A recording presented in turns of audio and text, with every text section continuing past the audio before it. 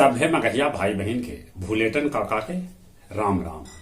आथिन मगहिया खबर में सुनथी देश दुनिया के खबर। बिहार के मुख्यमंत्री नीतीश कुमार कहल का कि अपराध नियंत्रण में कोई तरह के कोताही न बरतल जाए। प्रधानमंत्री नरेंद्र मोदी कहलन कि चौथा औद्योगिक क्रांति के अगुआ बनत अपन देश भारत। 3 लइकन वाला माए बाप नगर पंचायत चुनाव न लड़ पाता। भारत जोड़ो यात्रा के आज 5वां दिन। राज्य के सभी जिला अस्पताल में डिजिटल डिस्प्ले बोर्ड लगावल जाए।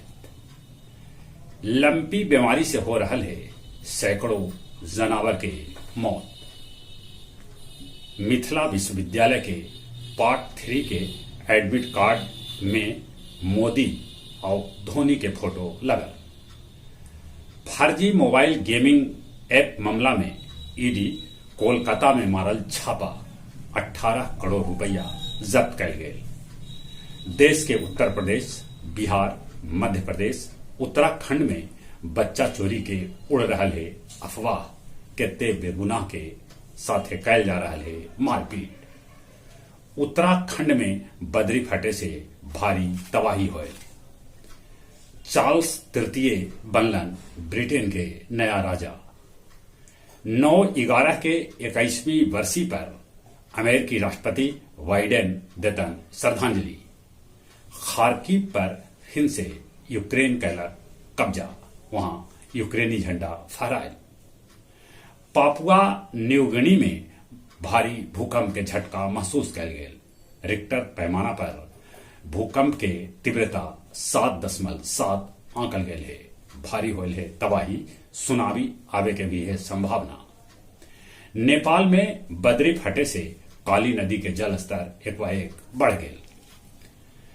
फल्गु में तर्पण के साथे गया जी में पिंडदान के काम शुरू हो गए। उमड़ रहल है पिंडदानी सभे के भारी भीड़।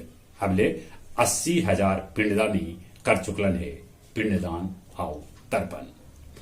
बेलागंज बाजार के हार्डवेयर दुकान में चोरी हुए। 5 लाख रुपया के सामान उड़ा ले गलन चोर। सीताकुंड और देवघाट पर फल्गु महारात्रि के आयोजन कल गए। बोधगया में एगो पिंडदानी और बस के कंडक्टर के बच्चा चोर समझ के पीटल गए। और अब कुछ खेल के समाचार। एशिया कप के फाइनल मैच आज पाकिस्तान और श्रीलंका के बीच हुए भिड़न। यूएस ओपन 2022 में अल्काराज के भिड़न कैस्पर से हुए। ऑस्ट्रेलियाई बल्लेबाज आरोन फिच वनडे के कहलन अलविदा। 33वीं ईस्ट जोन जूनियर एथलेटिक्स चैंपियनशिप में बिहार के भेटायल 4 स्वर्ण, 9 सिल्वर समेत 24 मेडल। जहां तक मौसम के सवाल है, ढेर जगह पानी बरस रहा है।